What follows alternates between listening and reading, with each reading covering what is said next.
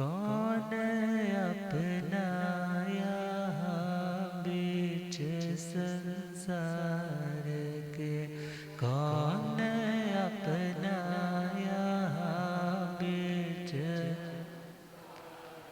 तुम हो तारते रहनाया तेरे शरण, तुम हो तारते रहनाया, तेरे चरणों में दाता है अभिवंदना, तेरे चरणों में वंदना वंदना वंदना वंदना वंदना वंदना। मेरे भगवन तेरे चरणों से प्रीत हो, मेरे भगवन तेरे चरणों, दिल की वीणा पे भक्ति का संगीत हो, दिल की वीणा पे बढ़ती जाए प्रभु भक्ति प्रभास की, बढ़ती जाए प्रभु भक्ति प्रभास की, अब लुभाए नहीं दुनिया की वंचना, अब लुभाए नहीं दुनिया की वंदना वंदना वंदना वंदना वंदना वंदना। अनंत अनंत शांति के निकेतन शासनपति श्रमण भगवान महावीर स्वामी की पावन चरण अरविंदों में हार्दिक भावना वंदन नमन। मेरे अंधेरे जीवन को रोशनी प्रदान करने वाले परमकारी आगम ज्ञान के भंडार आगम ज्ञाता आगम पुरुष, जिन शास्त्ररत हिमाचल केसरी उपाध्याय भगवंत श्रद्धे गुरुदेव श्री जितेंद्र मुनि जी महाराज साहब के पावन चरण कमलों में हार्दिक भावना वंदन। आदरणीय सेवा भावी श्री प्रशमित मुनि जी, धर्म सभा में उपस्थित धर्मानुरागियों, सुशीलवती माताओं एवं बहनों, असीम पुण्योदय से भाग्योदय से आप सबको संतों का समागम और वीतरागवाणी श्रवण करने का शुभ अवसर प्राप्त हो रहा है। श्रवण कर रहे हैं आर्य श्री सुधर्मा स्वामी जी की भक्ति आदर्श भक्ति प्रधान मंगलमय स्तुति पुच्छिम सुणम समणा मामणाय। और उस जिज्ञासा को जो आर्य श्री जम्बू स्वामी जी ने उनके चरणों में रखी, उस जिज्ञासा को 27 गाथाओं के माध्यम से उत्तर समाधान के रूप में आर्य श्री जम्बू स्वामी जी दे रहे हैं। तो तीसरी गाथा भगवान महावीर स्वामी का गुण प्रधान परिचय।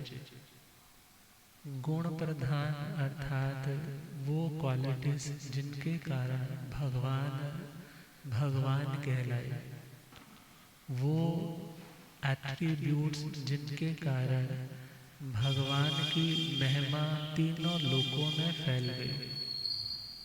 तो उत्तर के रूप में प्रथम उत्तर की गाथा के अन्न से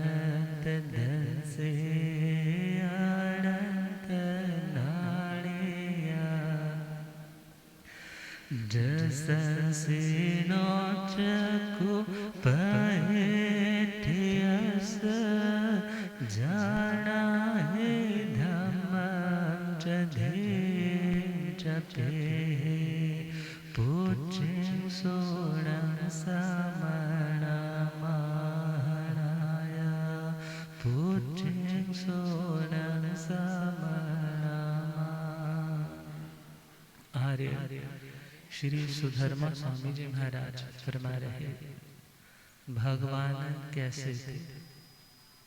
पहला पॉइंट, भगवान खेयन्ने, भगवान खेदज्ञ थे।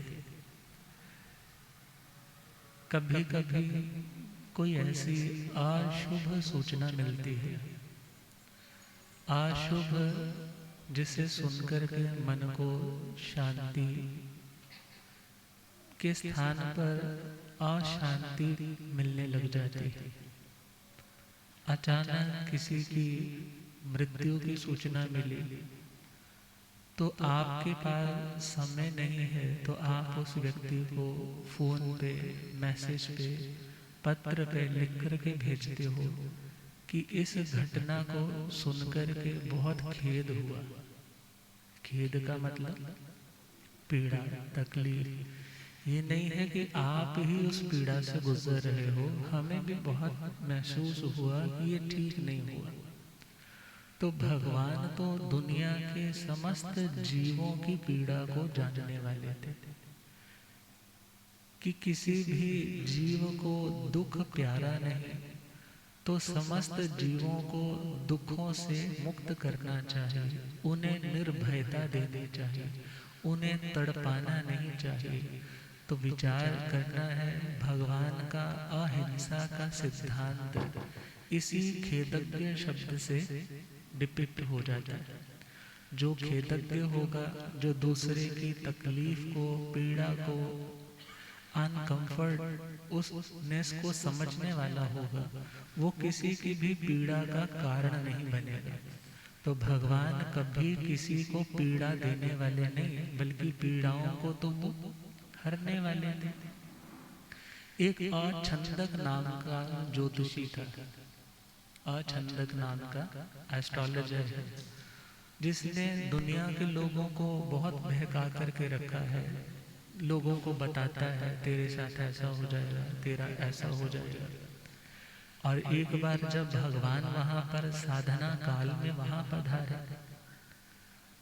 तो भगवान के श्री चरणों में गांव का कोई व्यक्ति नहीं आया दर्शन करने के लिए, कोई इक्का दुक्का आ गया होगा। मगर प्रभु की सेवा में रहने वाला व्यंतर देव, जिसका नाम सिद्धार्थ था। कौन सा देव? व्यंतर, वाण व्यंतर जाति का व्यंतर देव, जिसका नाम सिद्धार्थ था।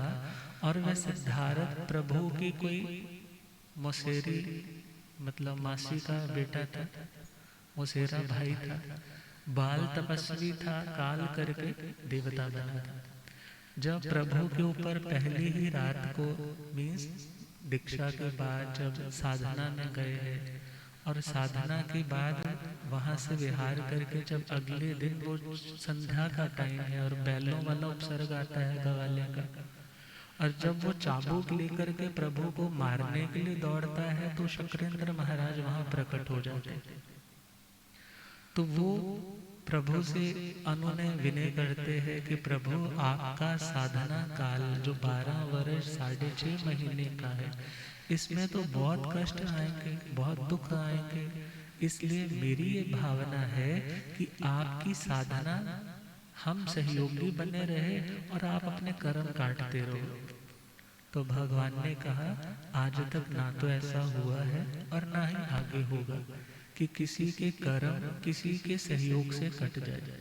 अर्थात जब कभी भी किसी को निर्वाण मिलता है, कर्मों के बंधनों से मुक्ति मिलती है, वो अपने ही बल पराक्रम से मिलती है।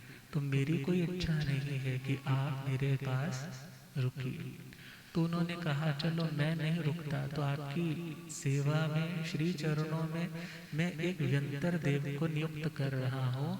यदि आपके ऊपर कोई मारणांतिक कष्ट आए तो ये उसका निवारण करेगा। भगवान तो मान रहे, क्योंकि भगवान जानते हैं कर्म तो मुझे काटने ही है, ये रहे या ना रहे।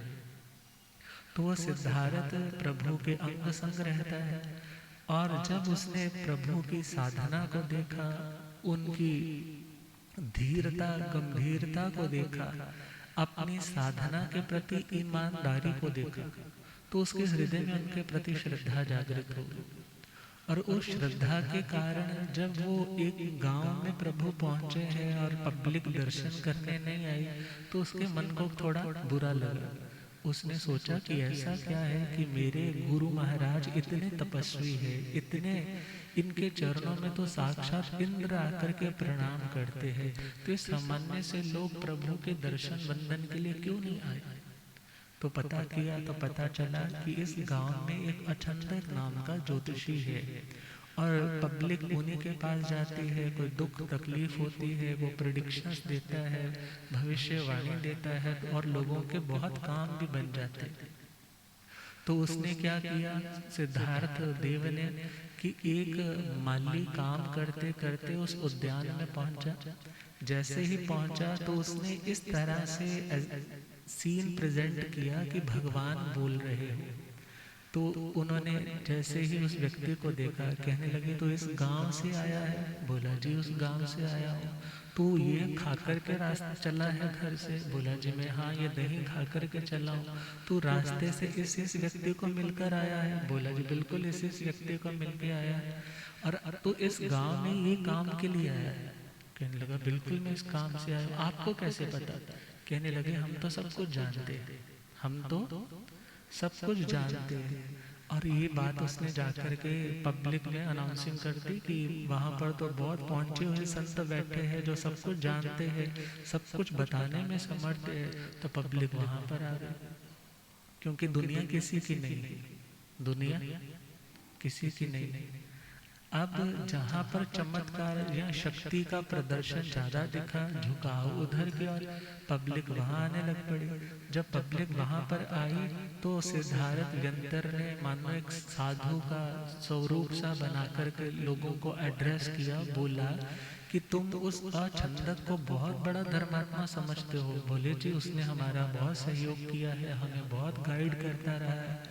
कहने लगे तुम्हारे में से एक ऐसा व्यक्ति बैठा है जिसकी भेड़ चोरी हो गई थी। क्या चोरी हो गई थी? भेड़ चोरी। बोले जी हो गई थी, आज तक नहीं मिली। कहने लगे वो मिलने वाली भी नहीं है। क्यों? क्योंकि अछंदक ने वो भेड़ चुराई थी और उसको उसने काट करके बना करके उसका मांस भी खा लिया, और उसकी हड्डियां इसके घर के पास वाली जो रूढ़ियां है ना, जहाँ पर गंदगी के ढेर है, वहां पर तुम्हें मिल जाएंगे। तो उनमें से कुछ वहीं पर भागे भागे गए और वहां देखा बिल्कुल एग्जैक्टली वैसा ही है। तो सब अछंदक को बुरा भला कहने लगे। फिर कहने लगे तुम्हारे में से इस नाम वाले व्यक्ति का एक बहुत कीमती एक बर्तन चोरी हुआ था। बोले जी बिल्कुल बहुत महंगा था, और आज तक वो बंदा उठ करके बोला मेरा चोरी हुआ था, अभी तक नहीं मिला। कहने लगे वो बर्तन भी इसी अछंदक ने चुराया था। कहाँ पे मिलेगा? तुम इस डायरेक्शन में जाओ, वहां पर इमली का पेड़ है, उसकी जड़ों के पास 4 फीट गहरा उसको खोदो, वहां पर इसने बर्तन छुपा कर रखा। उनमें से जिसका बर्तन खोया था उसके साथ पब्लिक भी जा रही है, देखे देखे क्या होता है। और जब जाकर के देखा एग्जैक्टली वहां पर बर्तन भी मिल गए। अब इतनी बातें हो गई और लास्टली वो व्यंतर सिद्धार्थ कहने लगा कि यदि आप और जानना चाहते हो कैसा है तो उसकी पत्नी से जाकर के पूछ लो। किससे जाकर पूछ लो? उसी दिन पत्नी से झगड़ा होकर के हटा था। जैसे ही पत्नी के पास पहुंचे कहने लगी वो तो कलमुहा है, कलमुहा, और वो ऐसा निकृष्ट है, उसने तो सारे संबंधों पर दाग लगा दिए, उसका तो चारित्र बिल्कुल घटिया है। जिसने अपनी बहन को नहीं छोड़ा वो दुनिया में किसको छोड़ेगा? जब ये बात सुनी तो काटो तो खून नहीं। अब सारे लोग उस पर थू थू थू थू करने लग पड़े, और सारी पब्लिक कहाँ आने लग पड़ी? भगवान ने तो नहीं कहा कि तुम मेरे पास आओ, भगवान ने कोई चमत्कार नहीं दिखाया, मगर उनकी सेवा में रहने वाला वो देव किस लिए कर रहा है कि प्रभु इतने महान है, वो 2 कौड़ी का नौटंकी बाज, उसके पास ये लोग क्यों जा रहे हैं?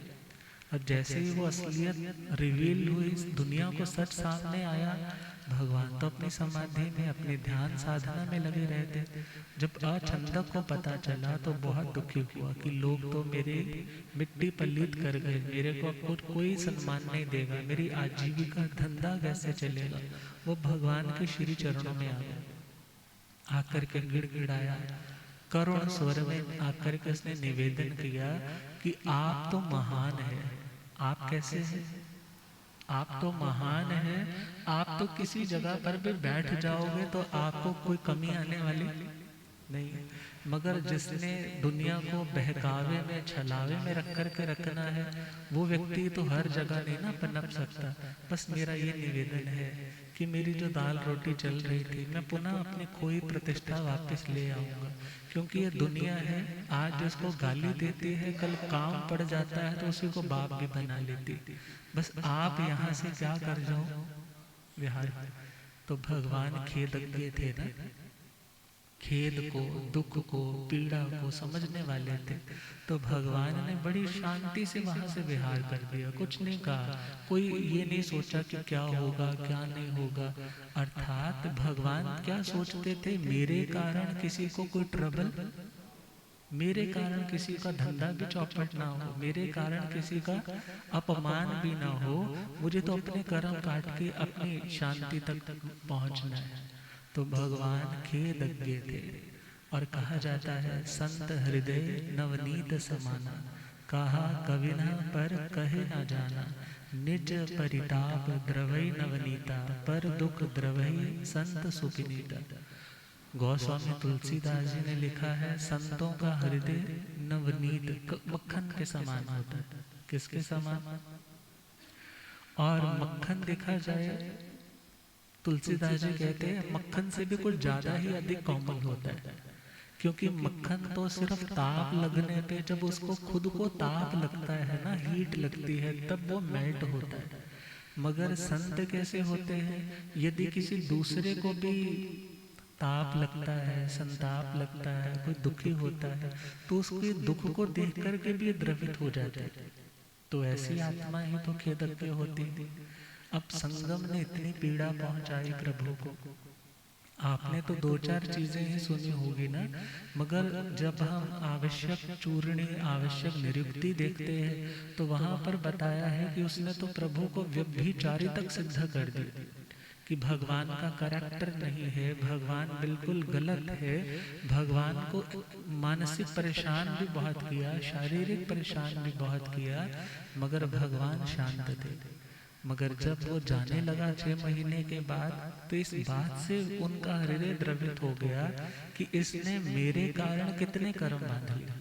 मेरे कारण मेरा कर्जा तो चुकता करवा दिया, मगर खुद इसने कितना बड़ा कर्जा उठा लिया। जब चुकाने का वक्त आएगा तो कैसे रो रो करके इसको एक एक पाई का हिसाब देना पड़ेगा। और विचार करे, सुलस कसाई नाम सुना है? सुलस कसाई। जब आप कभी स्टोरी सुनते हैं कि राजा श्रेणी के नरक आयुष्य के बंधन काटने के 4 उपाय बताए थे भगवान ने। ये बातें वैसे स्टोरीज की है, कथा की है, आगम में स्टोरी नहीं है। मगर हाँ, सिद्धांत तो यही कहता है यदि एक बार आयुष्य बंध गई तो वो कभी कटती नहीं है, टाली नहीं जाती। मगर फिर भी उसने आकर के निवेदन किया कि प्रभु यदि आपका भक्त भी नरक में जाएगा तो बाकियों का क्या होगा? कोई उपाय बताओ कि मेरा नरक का आयुष्य टूट जाए। तो भगवान ने 4 बातें बताई थी ना कि तेरी जिंदगी में छोटा सा भी कोई नियम पच्चखान आ जाए। क्या आ जाए? क्योंकि वो सम्यक दृष्टि तो था, मगर आयुष्य का बंध उसने मिथ्या दृष्टिपने में कर लिया था। और दूसरा प्रभु ने उपाय बताया नरक आयु को तोड़ने का कि कपिला दासी अपने हाथों से संतों को सुपात्र दान दे।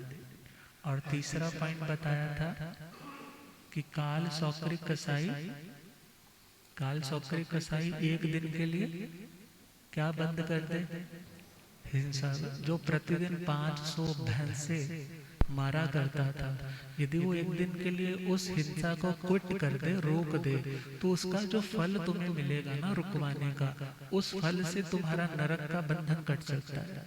और चौथा पॉइंट कौन सा बताया था कि पुण्य श्रावक तुम्हें अपनी एक समाई का फल ऐसे करते ना, अर्पित कर दे। यदि वो ऐसा कर देते हैं तो तुम्हारा नरक का आयुष्य टल सकता है। मगर इनमें से एक भी शर्त पूरी नहीं होती। अब हमें क्या समझना है, काल सौक्रिक कसाई का बेटा है सुलस। काल सौक्रिक कसाई का बेटा कौन है? सुलस। मगर सुलस को जैसे जैसे वो ग्रोइंग एज में था तो उसे अभय कुमार मंत्री की दोस्ती, मित्रता, संगति मिल गई। अब जैसी संगत होती है वैसा रंग तो चढ़ने लग जाता है। और इधर अभय कुमार ने उसे बचपन से ही अच्छे संस्कार माइंड की में प्रोग्राम करने स्टार्ट कर दिए। यदि तुम किसी को जीवन नहीं दे सकते तो किसी का जीवन मत छीनो। एक कांटा चुभ जाए तो कितनी पीड़ा होती है, जब किसी के शरीर को काटा जाएगा तो उसको तो महावेदना होगी। इसलिए हिंसा के कार्यों में कभी प्रवृत्ति मत कर। और पिता तो सोचता है कि मेरे मरने के बाद मेरा बच्चा मेरे बिजनेस को आगे बढ़ाएगा, मगर इधर अभय कुमार जी का ऐसा संग मिला है कि उसके तो सारी विचारधारा ही हिंसा की अहिंसक हो चुकी है। और वो समय आया काल सौक्रिक कसाई की मृत्यु हो जाती।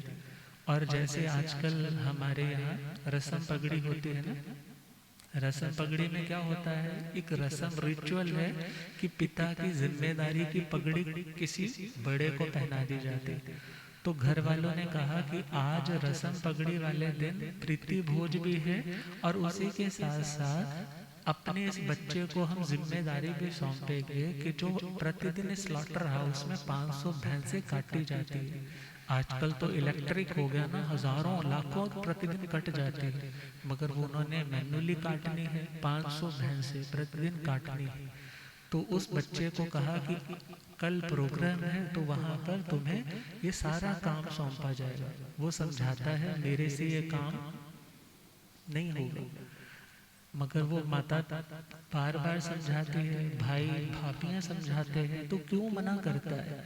कहने लगा जी, संसार मावन परस अट्ठा साहारण जंग करे कम्म कम्म से तू तसु वेयु काले न बंधवा बांधव वेंती। अर्थात संसार दशा में व्यक्ति जो कोई भी कर्म अपने लिए या दूसरों के लिए करता है और ये सोचता है कि मेरे कर्म का फल, यदि मैंने वो कर्म दूसरे के लिए किया है तो उसका फल उसको मिलेगा। तो ध्यान रखना, भगवान कहते हैं जो कर्म तुमने किया है उस कर्म का फल तो तुम्हें भोगना पड़ेगा।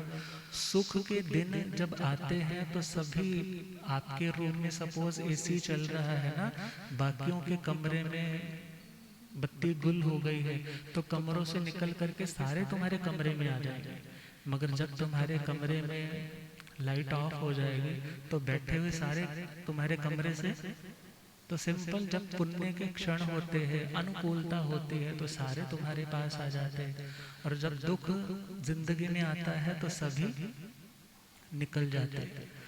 और भगवान ने कहा कि जब कभी पुण्य का क्षण होता है तो सब ये बोलते हैं कि मैंने तेरे लिए ये किया, मैंने तेरे को इतना दिया, मगर जब पाप कर्म उदय में आता है तो कोई वहां पर बंटवारा करने के लिए नहीं आता। इसलिए हे आत्मा, कर्म सोच करके करो। अभय कुमार ने जो संस्कार दिए थे, और इधर वो सुलस भी क्या बोल रहा है कि मैं हिंसा का व्यापार नहीं करूंगा। मगर उन्होंने कहा कि कोई बात नहीं बेटा, एक शगुन कर देना, तुम शॉप पे बस वहां जैसे काउंटर पे बैठने वाले बन जाना, बस एक बार वो रस्म कर देना कि एक भैंसे को बस एक कट लगा देना, बस उसके बाद तेरे से वो काम नहीं करवाएंगे। चलो अगला दिन आ गया, अगली सुबह आ गई, सब लोग सज धज करके आए हैं कि आज ये सारी जिम्मेदारी किसको सौंपी जाएगी? सुलस को। अब कसाईयों के रिश्तेदार भी तो कसाई ही होंगे ना। अब ऐसा पाप का प्रगाढ़ उदय, और जैसे अभय कुमार मंत्री ने सुलस कसाई के भावों को परिवर्तित किया, ऐसे ही चित्तौड़गढ़ के पास श्री समीर मुनि जी महाराज हुए। श्री समीर मुनि जी महाराज, उन्होंने कई कसाईयों के हाथों में रजोहरणियां दिलवा दी, उन्हें जैन धर्म में परिवर्तित कर दिया। विचार करना है, यदि तो ऐसे हिंसक लोगों को, जिनकी प्रवृत्ति, जिनका धंधा हिंसात्मक हो गया है, यदि तो कोई साधु उन्हें प्रेरणा देकर के उस काम में कन्वर्ट कर रहा है, फिर तो मानिए कि उसने कोई बहुत बड़ा काम किया। मगर यदि कोई जैन ही कम्युनिटी के लोगों को उससे काट करके अपने साथ जोड़ रहा है, उस संघ में दरार डाल करके अपना संघ बढ़ा रहा है, तो ऐसे साधु की साधुता से क्या प्रयोजन। और जैन दिवाकर जी महाराज हुए, श्री चौथमल जी महाराज, जिन वाणी का उद्घोष सिर्फ जैन लोगों के घर में नहीं गूंजता था, बल्कि उनके मुख से निकलने वाली जिन वाणी को सुनने के लिए बड़े बड़े महाराजा लोग भी आते थे, और जिन्हें निकृष्ट समझा जाता है ऐसी वेश्याएं भी उनके प्रवचनों में आती थी, और उन्होंने भी श्राविका वृत्ति अंगीकार की थी। अब बात चल रही है अभय कुमार मंत्री की। संगति मिली सुलस को, सुबह आ गई, स्नान आदि करके सारे तैयार है कि आज वो रस्म व सेरेमनी करनी है कि एक भैंसे को कट लगाना है। मगर बार बार सब समझा रहे हैं, वो कह रहा है मैं इनकी हिंसा करूंगा तो मेरे को दुख भोगना पड़ेगा, ये कर्म मुझे ही भोगने पड़ेंगे, मुझे नरकों में जाना पड़ेगा, मुझे तेल के कड़ाहों में तला जाएगा, मेरे टुकड़े टुकड़े कर दिए जाएंगे, गन्ने की मशीन में जैसे पील दिया जाता है ऐसे मुझे पील दिया जाएगा, वहाँ मेरा दुख कौन बटाएगा। सब बोलते हैं, माँ कहती है मैं तेरा दुख बटाऊंगी, भाई बोलता है मैं तेरा दुख बटाऊंगा, मगर जब समझाने पर भी कोई ना समझा, तो जो खंजर उसके हाथ में उस भैंसे पर चलाने को दिया था, उसने वो खंजर लेकर के अपने पाँव के अंगूठे को काट दिया।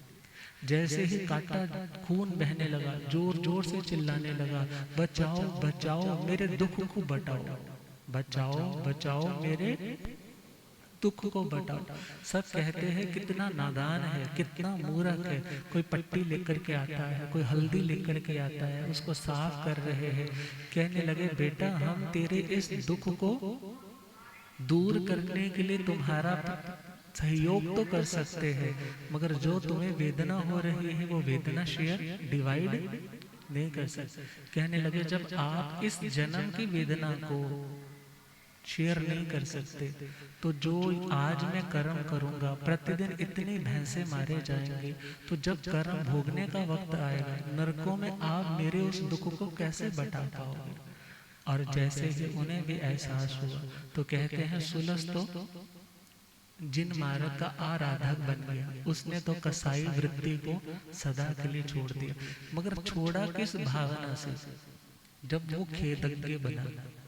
कैसा बना बोलो, खेदज्ञ बना, खेद को समझने लगा, दूसरे की पीड़ा को जानने लगा।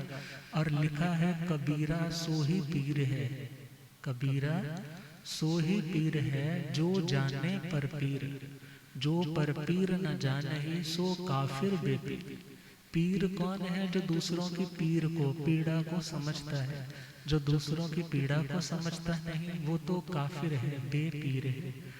और हमारे आराध्य गुरुदेव उपाध्याय भगवान श्रद्धेय गुरुदेव जी महाराज, उनके दादा गुरुदेव मीन्स हमारे परदादा गुरुदेव गणावच्छेदक स्वामी श्री गोकुल चंद जी महाराज, गणावच्छेदक स्वामी श्री गोकुल चंद जी महाराज सियालकोट में थे।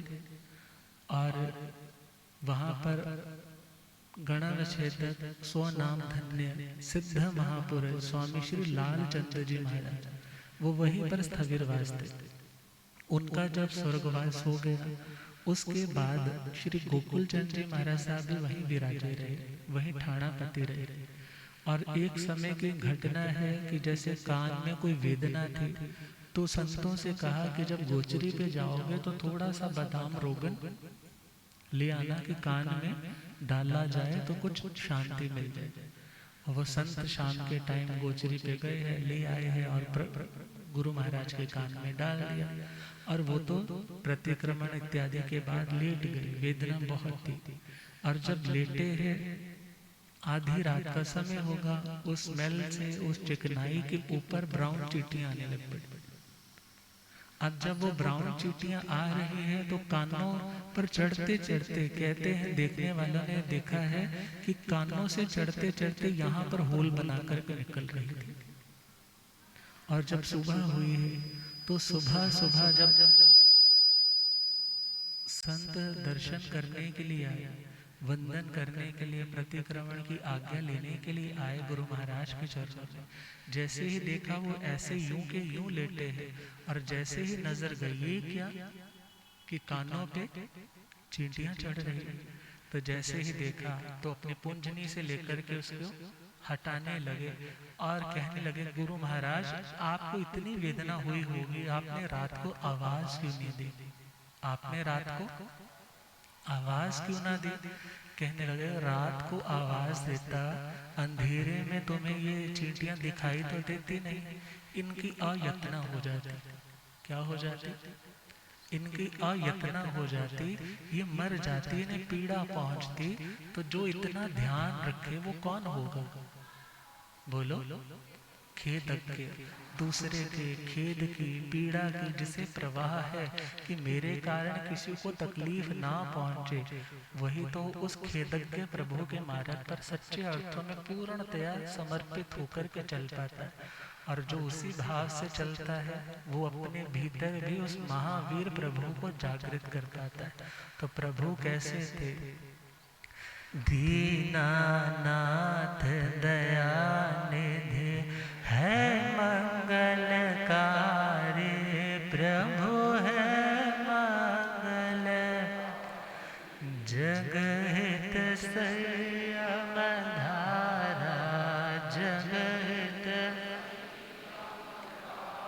प्रभु पर उपकारी, जय जय महावीर, करुणा सागर तेरे महिमा है न्यारे, प्रभु ज्ञान मुनि गुण गावे, हम सब मिल गुण चरणन बलिहारी, ओम जय महावीर प्रभु स्वामी, जय महावीर प्रभु जगनायक सुखदायक, जगनायक अति गंभीर प्रभु जय महावीर। तो प्रभु कैसे थे? खेदज्ञ, खे अन्य।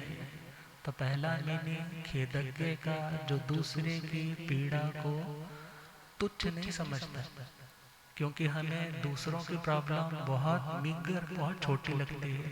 और अपनी दांत की भी दर्द हो रही हो ना, तो सारा घर, सारी घर की छत बोलते ना सिर पे उठा लेते। मगर जो दूसरों की प्रॉब्लम को भी बड़ा समझता है और दूसरों को प्रॉब्लम कभी देता नहीं है। इवन ध्यान दो, आप लोग जब कभी स्थानक आते हो, कभी गाड़ी किसी के घर के आगे लगा देते हो, तो सामने वाले को क्या होती है? बोलो। प्रॉब्लम होती है ना कि नहीं होती? और यदि इन चीजों का विवेक रखा जाता है तो सामने वाला भी सोचता है, अरे देखो इस व्यक्ति में कितना विवेक है, इनके धर्म उपदेशक इन्हें कितनी अच्छी शिक्षाएं देते होंगे। अर्थात तुम्हारे जिंदगी का बाहर का व्यवहार ही प्रभावना करता है। ये नहीं है कि तुम लड्डू का पैकेट लेकर के घर घर में देते हो वही प्रभावना होती।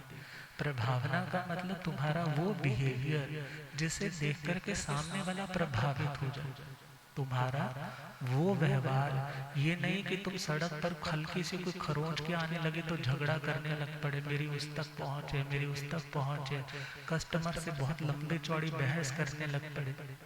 बल्कि धर्मात्मा होने के साथ साथ यदि धर्म की प्रभावना करना चाहते हो तो अपने धर्म को समझ के जीने की कोशिश करो। और जब तुम उस धर्म को जियोगे तो सामने वाला प्रभावित हुए बिना रह ही नहीं पाएगा। वो देखेगा, अरे देखो इनमें कितनी सहनशीलता है। मुझे याद है आज भी एक घटना, हम लोग जयपुर में थे, एक डॉक्टर एलर्जिस्ट था, उन्हें दिखाना था, मगर वो डॉक्टर तो अपने अंदर रूम में था और बाहर कौन होते हैं? बाहर जो रिसेप्शनिस्ट थी वो उसने जैसे ही देखा तो कहने लगी इससे पहले ना आपका एक टेस्ट होगा, उसमें आपको ना इस पाइप को मुंह में ऐसे रख कर के हवा छोड़नी है, तो वो स्कैन होकर के आएगा कि आपके लंग्स की कैपेसिटी कितनी है। और जैसे ही ये टेस्ट बोला और वो कहने लगी कि आप इस पे ऐसे रखिए, तो मैं ऐसे सिर पे हाथ रख कर के आपको इजीली करवा दूँ। तो हमने बोला हम बहनों को टच करते नहीं और बहनों को टच करवाते नहीं। और जैसे ही उसने सुना और इतनी पब्लिक बैठी थी ना उसमें वेटिंग हॉल में, जोर जोर से बोलने लग पड़ी, ये साधु लोग साधु तो बन गए हैं, जन्म भी जब एक स्त्री ने दिया है, यही भेद करते हैं तो आगे जमाने में क्या होगा। और जब इतना बोलने लग पड़ी तो एक बार तो विचार आया कि जब सामने वाला अंगारा बन रहा हो ना, तो वहाँ ज़्यादा बोलने की ज़रूरत नहीं होती। तो बड़े प्रेम से समझाया कि हमारे कुछ सिद्धांत ऐसे होते हैं, जन्म हमें भी माने दिया, हमारे भी बहन है, मगर हमारे कुछ नियम कायदे रहते और वरना हमें इसके लिए कोई ना कोई दंड लेना होता है। तो इतने में कैमरा लगा होगा डॉक्टर का, और अंदर डॉक्टर ने उसी टाइम बाहर आए और अंदर पधारने के लिए ले गए। और जैसे ही लेकर के गए 5-10-15 मिनट इतनी जेंटलनेस के साथ, इतने रिगार्ड के साथ देखा कि संत पधारे हैं। और जैसे ही बाहर तक आए वो रिसेप्शनिस्ट उठ करके आई और कानों को हाथ लगा के बोली मुझे माफ़ कर दो, मैंने आवेश में आपको ऐसा।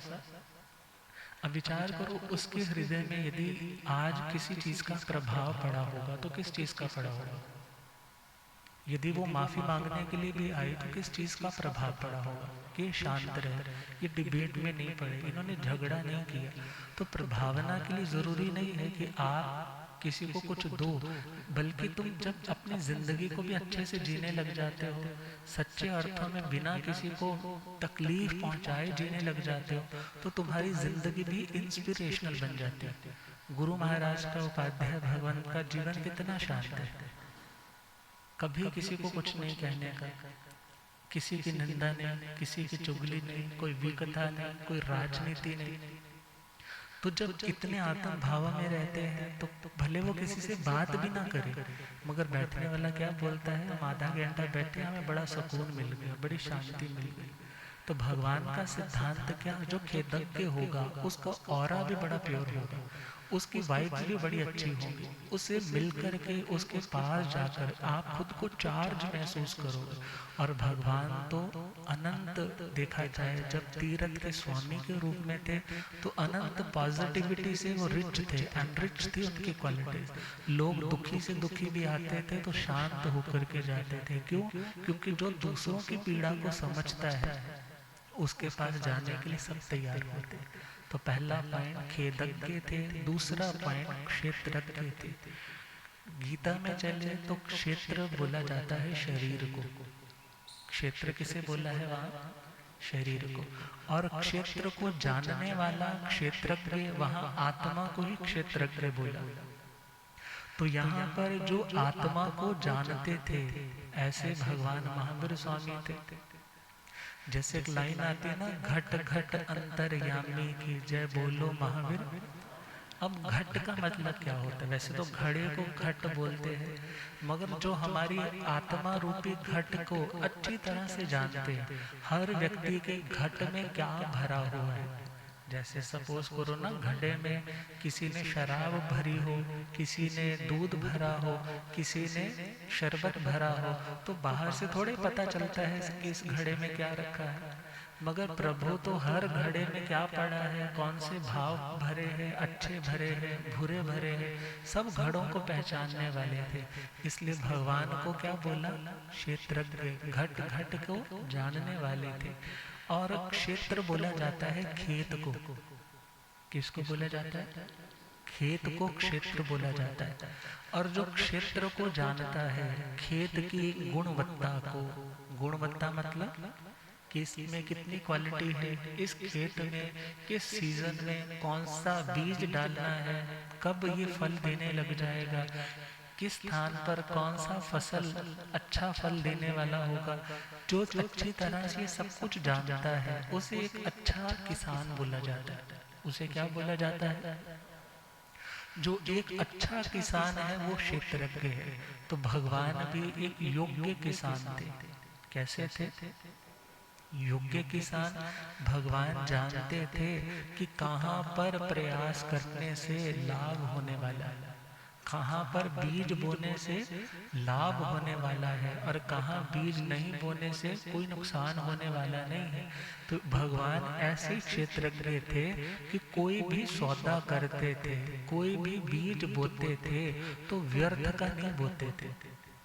भगवान ने जब देखा कि मेरी साधना का समय तो अब थोड़ा ही है, कर्म अभी ज्यादा है, मेरे कर्मों की ज्यादा निर्जरा कहाँ होगी, वो लाड देश में अनार्य क्षेत्र में चले गए। 2 बार गए हैं भगवान अनार्य क्षेत्र में। एक बार तो गए, चौमासा नहीं किया, जाकर के उन कष्टों को सह करके आ गए।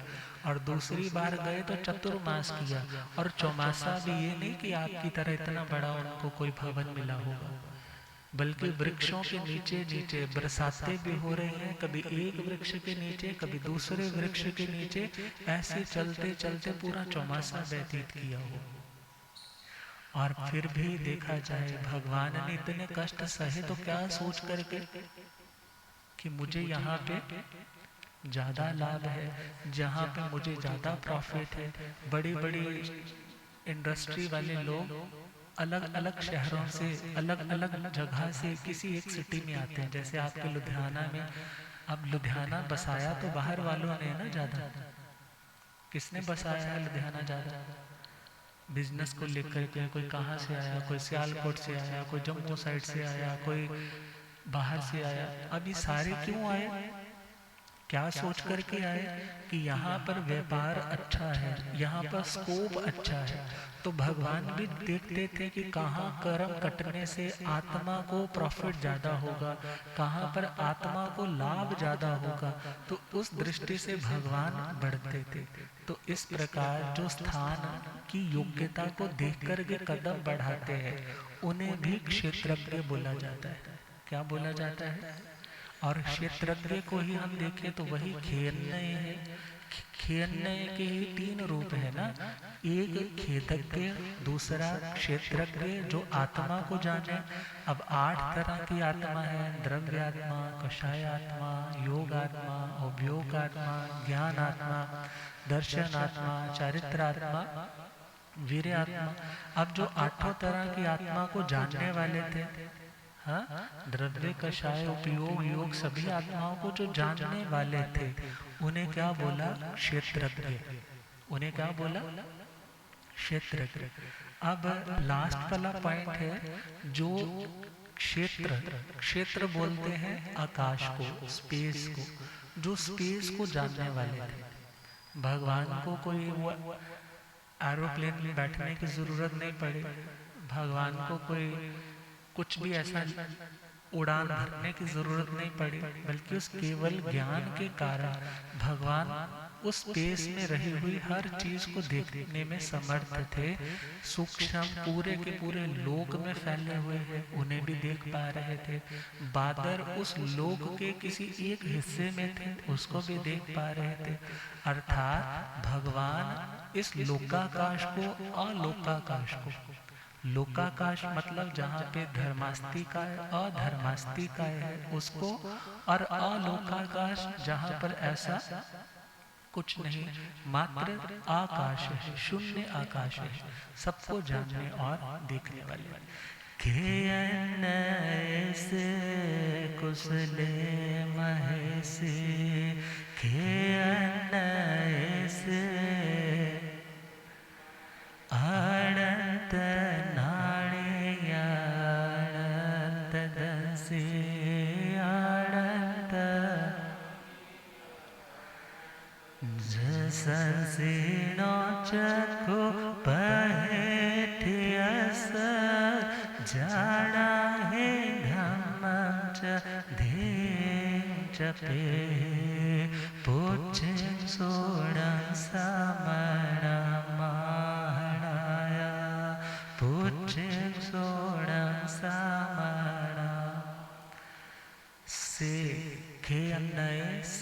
कुशले महेशी। भगवान खेतज्ञ थे। से का मतलब वे भगवान, सेकंड पॉइंट दिया है कुशल थे। भगवान कैसे थे?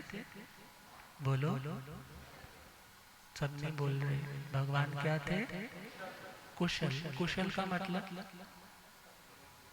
कुशल के ना सिंपल वे में चले तो आपसे कुशल क्षेम पूछने के लिए कोई ना कोई आ जाता है। कुशल क्षेम का मतलब चंगे भले हो ना, ठीक ठाक हो, राजी खुशी हो। तो भगवान इन एवरी स्टेट, बाहर कितनी भी सरकमस्टांसेस वर्स्ट से वर्स्ट क्यों ना हो गई, बाहर कितनी भी प्रतिकूलताएं क्यों ना आई, मगर प्रभु अंदर से चंगे भले थे। अंदर से कैसे थे? बोलो, चंगे भले मतलब अंदर से बिल्कुल शांत, अंदर से बिल्कुल स्टेबल, अंदर से बिल्कुल प्रसन्न, अंदर से बिल्कुल आनंद में विभोर थे, कभी दुखी नहीं हुए। तो भगवान की वो क्वालिटीज एक तरह से मंजिल का पता है, और हम उस मंजिल तक पहुंचने वाले राही हैं। हमें भी किस गुण की प्रैक्टिस करनी है कि बाहर परिस्थितियां कभी स्टेबल नहीं होंगी, कभी एक जैसी नहीं होंगी, मगर बाहर की सिचुएशंस हमारे हाथ में नहीं, मगर अंदर की सिचुएशन, अपने मन को, अपनी भावना को, अपने इमोशंस को कंट्रोल रखना, वो किसके हाथ में? तो भगवान खुद का रिमोट कंट्रोल खुशी का सामने वाले को नहीं देते थे कि उसने बोला कि तुम आज बहुत बढ़िया बोल करके आए, आज तुम बहुत सुंदर लग रहे हो, तो मैं खुश हो गया। सामने वाले ने बोला कि आज तो बिल्कुल क्या बने हुए हो, तो तुम उदास हो गए। ऐसा नहीं, बल्कि जब तुम्हें पता है कि तुम ठीक रास्ते पर हो, तो तुम्हें दुनिया की बातों की ओर ध्यान देने की आवश्यकता। यदि कोई प्रतिकूल बिहेव करता है तो भी स्टेबल है, कोई अनुकूल करता है तो भी जानते हैं ये व्यक्ति सदा मेरे साथ चलने वाला, कोई राग नहीं, कोई द्वेष नहीं, जो इस भावना से ओतप्रोत है, हमेशा इस भाव सरोवर में डूबे रहते हैं, उन्हें कुशल बोला जाता है। क्या बोला जाता है? पहला पॉइंट, थोड़ा सा हम भाषा विज्ञान की दृष्टि से देखें, कुशल किसे बोलते हैं? कुशल वैसे बोलते हैं जो व्यक्ति दक्ष होता है। कैसा होता है? दक्ष। दक्ष कौन होता है? जो किसी चीज को बड़े ही एक्सपर्टनेस के साथ, डेक्सटेरिटी के साथ कंप्लीट भी करता है, निपुणता के साथ, और जल्दी भी करता है, और कोई काम खराब भी नहीं करता। कई लोग ऐसे होते हैं ना, जल्दी जल्दी के चक्कर में सारा काम क्या कर देते, काम चेकड़ाम बोलते ना, काम चेकड़ाम पाता, काम को और बढ़ा दिया। मगर भगवान अपने काम को करने में बहुत एक्सपर्ट थे, बहुत जल्दी भी करते थे और बहुत निपुणता से भी करते। गुरुदेव पधारे हैं। हो रब मेरा सतगुरु बन,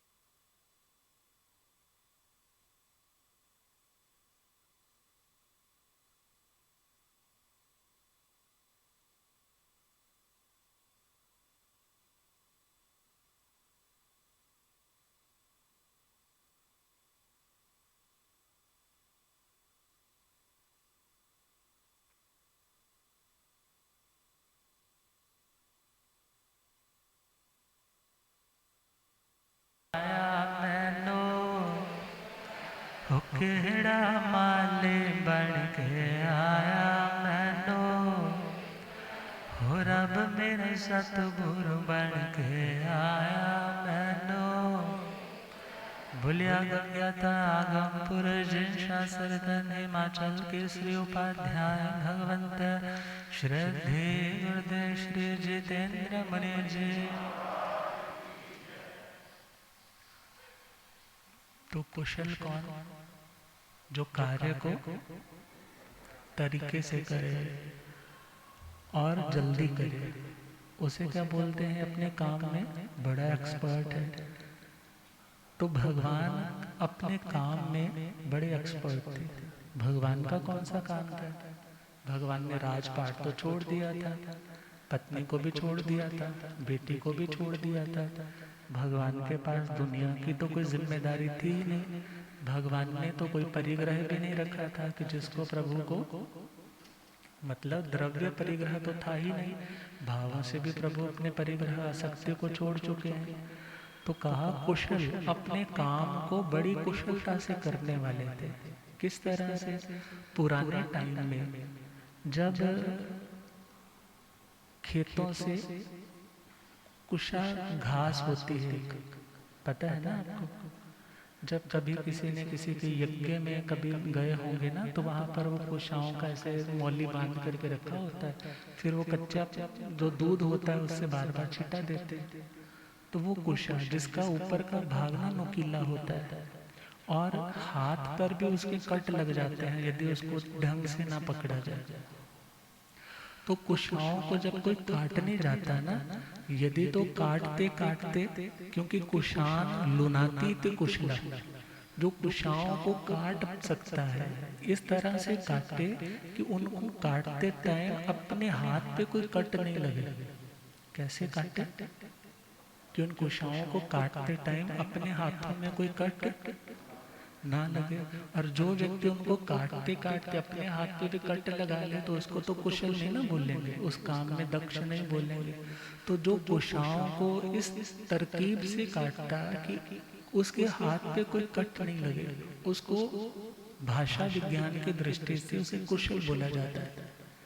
और उसी कुशल शब्द से आज के टाइम में क्या बोला कि जो काम भी करे मगर उस काम को करते टाइम कोई ऐसा काम नहीं करे जिससे नुकसान हो जाए, तो उसको बोलते हैं ये काम करने में बड़ा कुशल है। अब गीता में चले जाएं तो गीता में श्री कृष्ण जी ने क्या कहा? योग कर्म सुकौशलम। योग का नाम, उसका अर्थ क्या है? योग का मतलब क्या है? कि जो व्यक्ति कर्म करने में कुशल होता है। क्या करने में? अब कर्म करने में कुशल का मतलब क्या हुआ? कि कर्म भी करेगा और कर्म के बंधन में भी नहीं आएगा। कर्म भी करेगा और कर्म के, अब विचार करो, कोई कर्म उदय में आया, वो अच्छा भी हो सकता है और अब वो कुशाओं की तरह बढ़ रहा है ना, वो उसको काटना है। अब उस कर्म को काटते टाइम, उस कर्म को काटते टाइम मीन्स कर्म किया जा रहा है, उस कर्म को भोगते टाइम अब अनुकूलता आई तो सुख मिले, तो सुख मिलने पर भी जो व्यक्ति उस सुख में बंधता नहीं है, उस सुख के प्रति राग नहीं करता, जिन लोगों से सुख मिल रहा है उनके प्रति भी पॉजेसिव नहीं होता है, वो व्यक्ति कुशल है। वो व्यक्ति कौन है? क्योंकि कर्म करते करते, कर्म काटते काटते ये आत्मा अपने बहुत सारे नए कर्म बांध लेता है। मगर कुशल कौन है? भगवान जब कर्म काटते थे तो सिर्फ कर्म काटते थे, नए कर्म बांधते। भले वो एक समय का क्रियापथिक बंद होता है, मगर उस केवल ज्ञान के बाद वो एक समय का आत्मा के साथ कर्म बंधता है, दूसरे समय भोगा जाता है, तीसरे समय आत्मा से अलग हो जाता है। और भगवान जब 14वें गुण स्थान की स्थिति में आते हैं फिर तो बस कर्म काटते ही जाते हैं, कोई कर्म का बंध नहीं होता। तो कुशल कौन? जो कर्मों की कुशाओं को काटने में बड़ा दक्ष है, उन कर्मों को काटता भी है और खुद को आहत नहीं होने देता। उसे क्या बोला? कुशल। और दो तरह की कुशा होती है, द्रव्य कुशा, भाव कुशा। द्रव्य कुशा बोला जाता है जो ये घास वाली कुशा है, और भाव कुशा का मतलब जो आत्मा में कर्मों की कुशाएं हैं, जो आत्मा ने ही बो रखी है, और उन्हें जब काटना है तो जो उनको कुशलता से काटता जाता है, अपने उस मैदान को आत्मा के खाली करता जाता है, क्लीन करता जाता है, उसे कुशल बोला जाता है। क्या बोला जाता है? मगर विचार करना है, ये आत्मा कर्म काटती तो कम है और बांधती, और इसीलिए ये आत्मा का ये पूरा खेत कभी खाली होने का नाम ले ही नहीं रहा। मगर भगवान से हमें क्या शिक्षा लेनी है कि हमें कर्म काटने में कुशल बनना है, कर्म बांधने में कुशल, कर्म बांधने में कुशल नहीं बना। तो क्या लिखा है भजन की उन पंक्तियों के माध्यम से? वीर प्रभु भगवान को कैसे जाने, वीर प्रभु भगवान उन जैसा बनने के मन में भी ठाने, उन जैसा बनने के मन में। आर सुधर मांझी से पूछे श्री जम्बो, आर सुधर मांझी से पूछे, कृपा करो स्वरूप प्रभु का हम जाने, वीर प्रभु भगवान को कैसे उन जैसा बनने के मन में। कर्मों की तीखी कुशाएं कुशलता से काटे, महर्षि के चरणों के पावन तिहाँ माटे, कर्मों की तीखी कुशाएं कुशलता से काटे, महर्षि के चरणों के पावन तिहाँ माटे। दुनिया के अनंत पदार्थ के दृष्टा ज्ञाता, परम यशस्वी का दर्शन भक्तों को था भाता। दुनिया के अनंत पदार्थ के दृष्टा ज्ञाता, परम यशस्वी का दर्शन भक्तों को था भाता।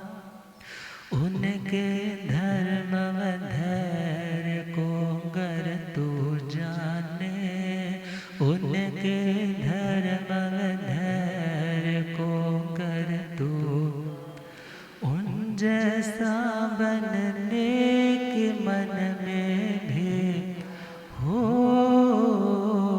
वीर प्रभु भगवान को कैसे उन जैसा बनने के मन में भी ठाने, उन जैसा बनने के मन में।